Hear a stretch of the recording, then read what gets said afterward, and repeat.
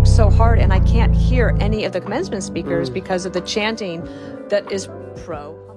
In a stunning turn of events that shook the cable news world, Fox News anchor Dana Perino broke down in tears and resigned live on air, leaving her co-hosts speechless and viewers across the nation scrambling to rewatch the moment.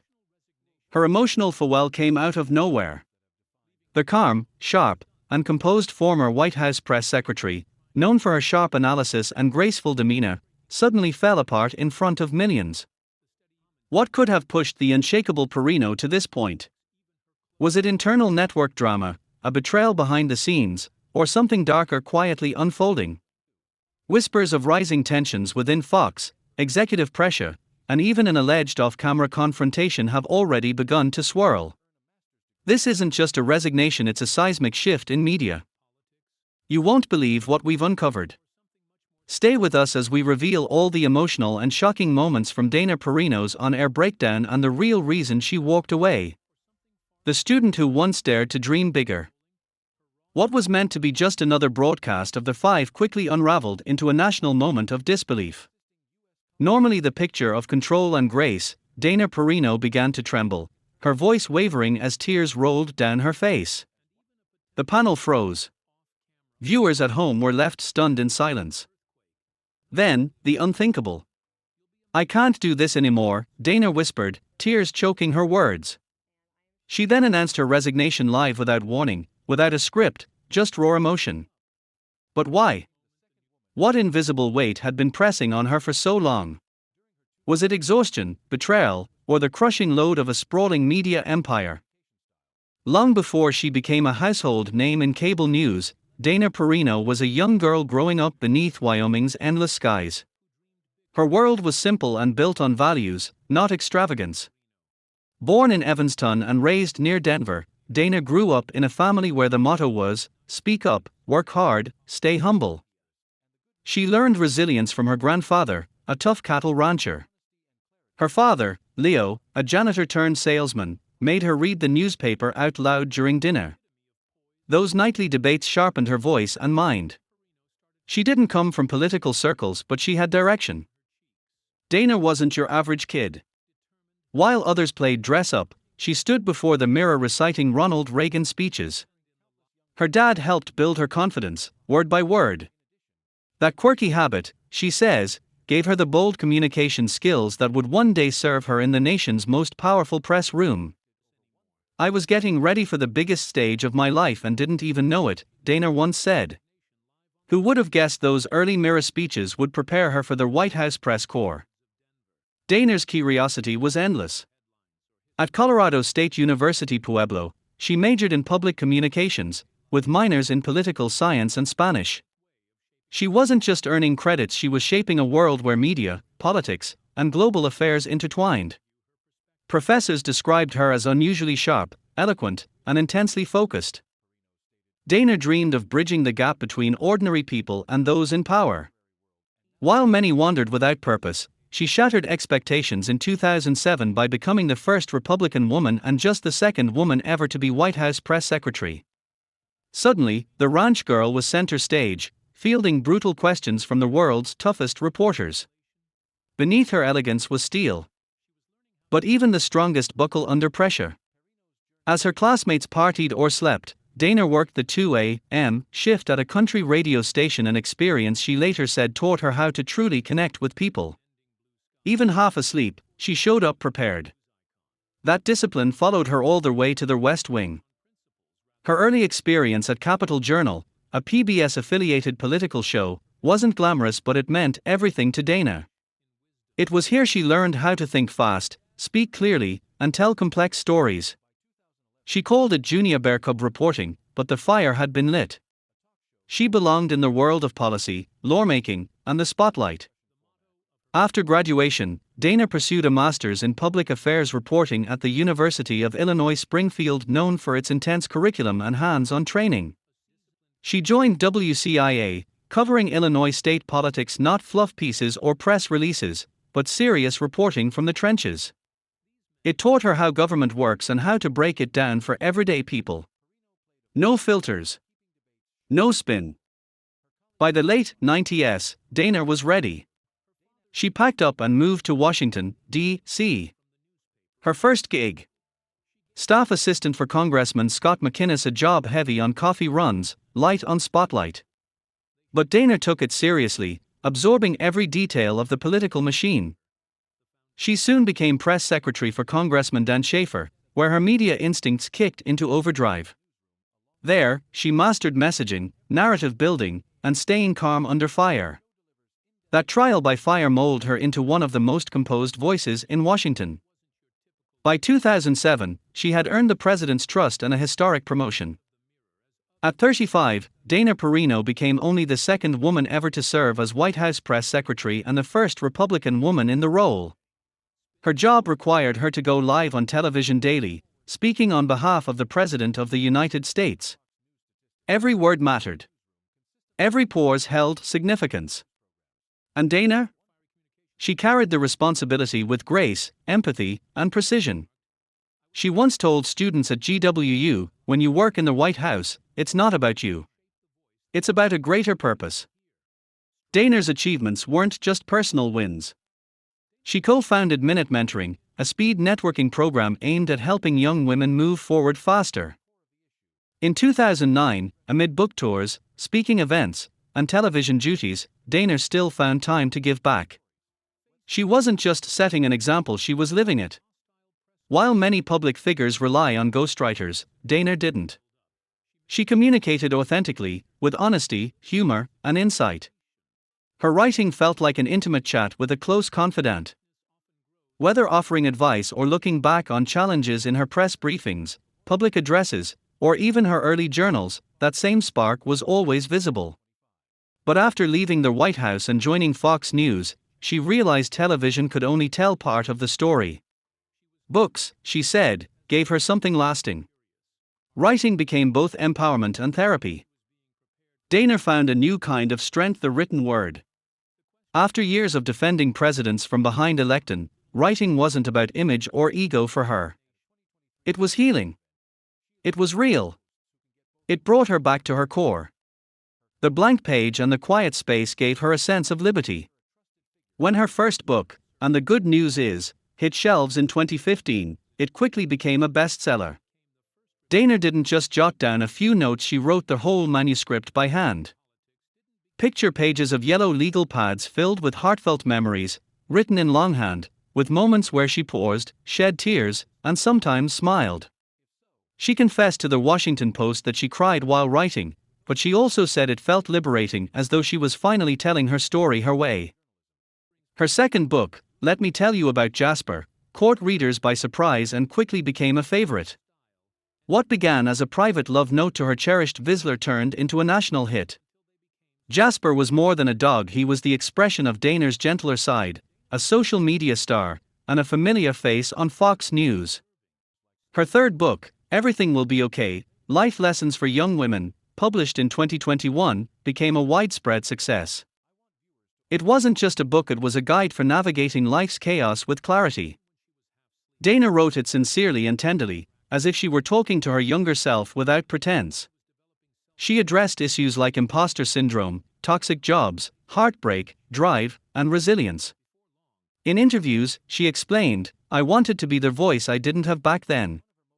And that's exactly what she became: a source of strength in a world full of noise. Peter McMahon, a witty British businessman with unwavering belief in his wife, played a crucial role in Dana's success as an author. He reviewed drafts. He suggested edits. When the writing weighed heavily on her, he was there with a glass of wine.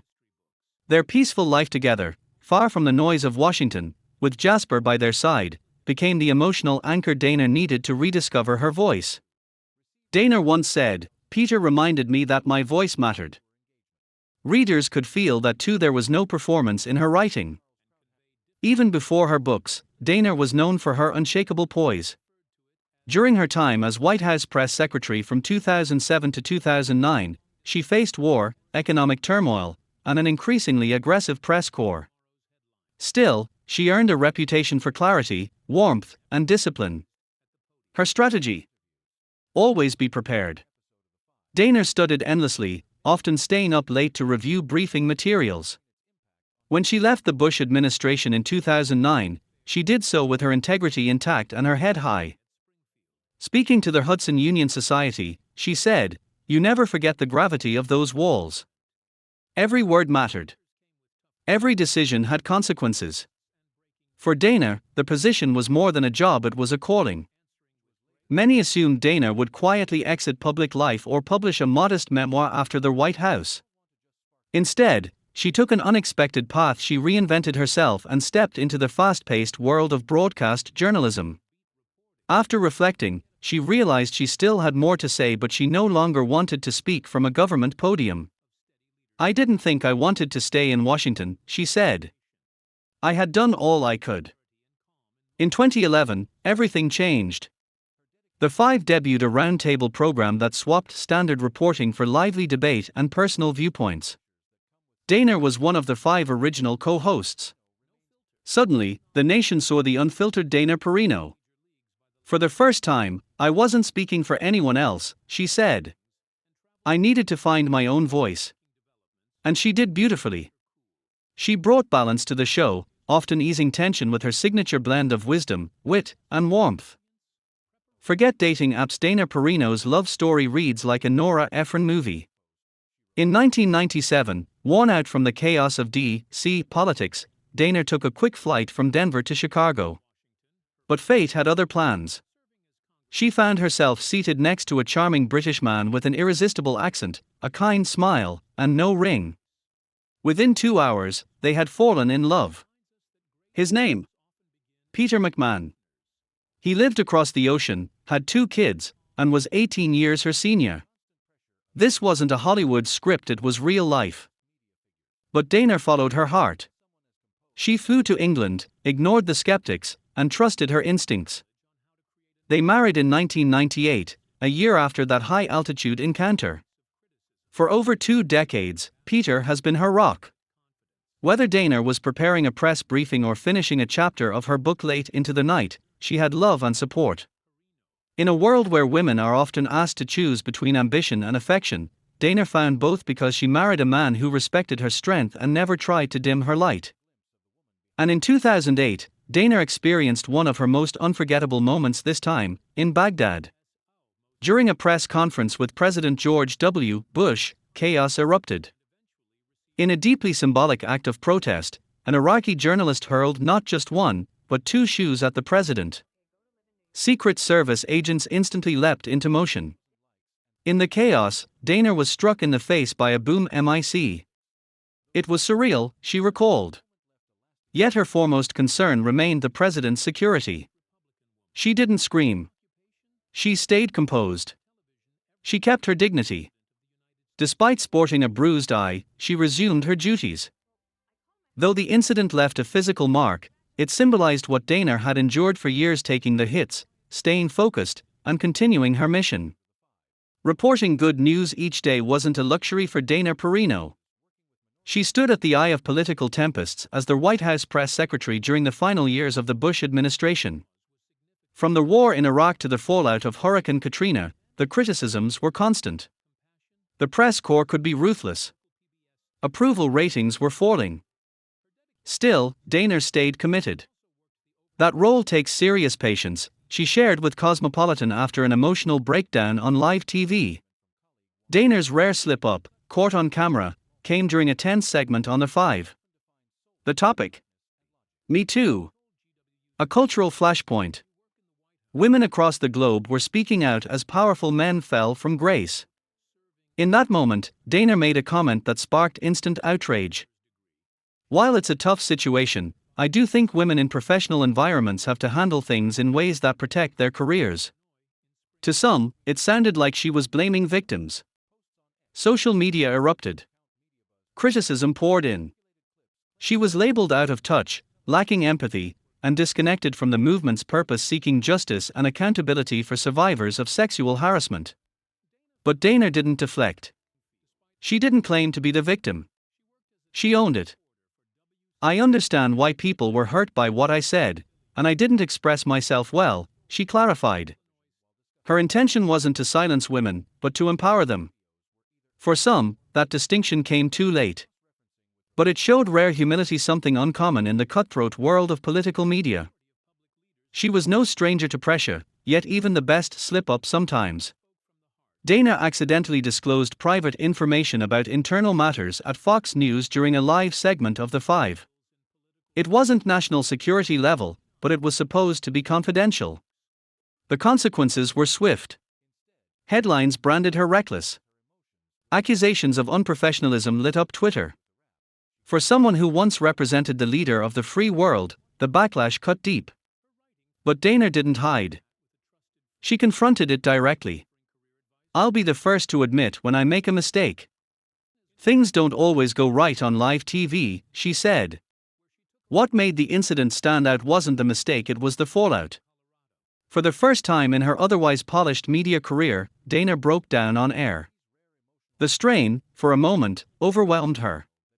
The relentless demand for perfection finally cracked her calm. And the audience caught a rare glimpse of the woman behind the persona. More waves followed the live broadcast mishap, and this time, the attack was personal. Whispers began that Dana hadn't earned her success. That she was selected for her looks. That she'd benefited from backroom deals and insider favors. That her rise to the White House podium and Fox News fame had nothing to do with talent or hard work. That she was merely a token. It devastated Dana. In a rare and emotional interview, she broke down. "If people truly believe I've only come this far because of how I look or who I know, I'll walk away," she said, through tears. "I can't let my character be questioned." It was more than just a defense of her resume, it was a genuine stand for her self-worth. She was a woman who had stood behind powerful figures, quietly written speeches, struggled for a voice in male-dominated rooms, and never asked for credit. And now her career was being dismissed as a fabrication. But Dana didn't shrink away. She met the rumors head-on and spoke her truth. "I'm here because of my work, my knowledge, and my dedication." Her tears weren't just about a single remark or rumor, they were the result of years spent proving herself in a world that often doubts strong women. When she said, "Maybe I don't belong here if that's not enough," her voice cracked. That kind of vulnerability can only come from someone who has given everything. It wasn't a surrender, it was a reckoning. Dana wasn't willing to play the game if it meant diminishing her worth. Yet the moment also revealed her incredible resilience. She didn't walk away. She didn't collapse. She stood firm. And she reminded women everywhere that it's okay to be vulnerable and still be powerful. A tearful sign-off on live television. Was it heartbreak, exhaustion, or something deeper? Share your thoughts in the comments below. And for the complete story, make sure to subscribe for more.